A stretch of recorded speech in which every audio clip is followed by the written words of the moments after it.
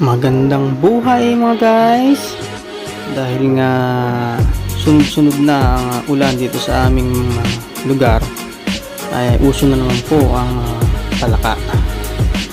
Bali may nabili po tayong palaka kanina, at ang gagawin po nating luto ay aasiman po natin ng sampalok. Bali nanguha po ako ng sampalok, dahon sampalok.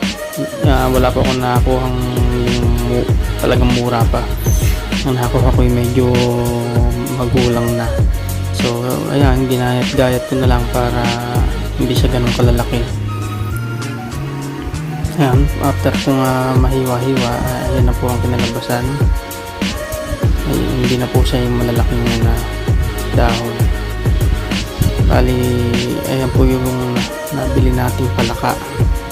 Ayan, puro itlogan po siya, kaya maraming itlog. Ayan na po yung iniwan natin yan, dahon na sampalok. At sasangkot siya na tayo. Ayan na mga guys. Ayan na natin yung bawang, sibuyas at luya. Papupulan lang natin ng konti yan mga guys. At ilalagay na natin yung palaka. Bali sasangkot siya natin. Ayan mga guys, nailagay ko na yung palaka. Papupulay lang natin ng konti yan. Ayan.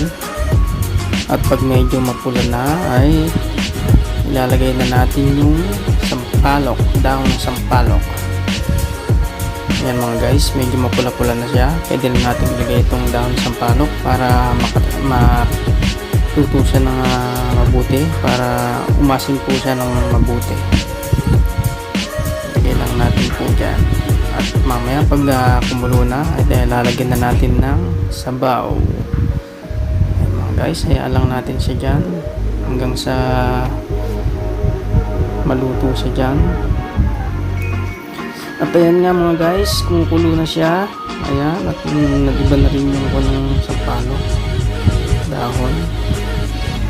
Maluluto siya dyan, maasim na po siya dyan.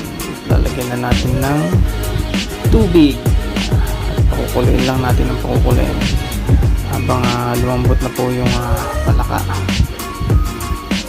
Ayan mga guys, ayan, nilagay ko na nga rin pala yung itlog ng palaka dyan. Bali ang dami po yung itlog, halos lahat po ay itlogan yung palaka. Tawag nga po pala sa palaka na yan ay bullfrog, kaya malalaki po yung laman niya, malaki po yung katawan, hindi katulad ng mga native na maliliit. At ayan nga mga guys, kumukulo na siya. Bali nilagyan ko na rin ng ng timpla mga guys. At ilalagay na natin yung dahon ng malunggay. Yan po ang naisip kong ilagay dyan, dahon ng malunggay mga guys. At mamaya ay lalagyan ko rin ng dahon ng sili. Bali namitas din po ako ng konting dahon ng sili. Ayan, hayaan lang natin mga guys na kumulo.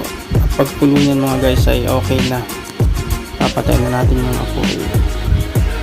Ayan mga guys, hintay lang natin kumulo. At ayan mga guys, luto na po ang ating inasimang palaka, sinampalukong palaka ng dahon ng sampalok with dahon ng malunggay at dahon ng sili. Ayan mga guys, tinikman ko na siya kung okay na yung timpla na ng alat niya. So ayun mga guys, okay na po ang timpla. Kainan na po mga guys.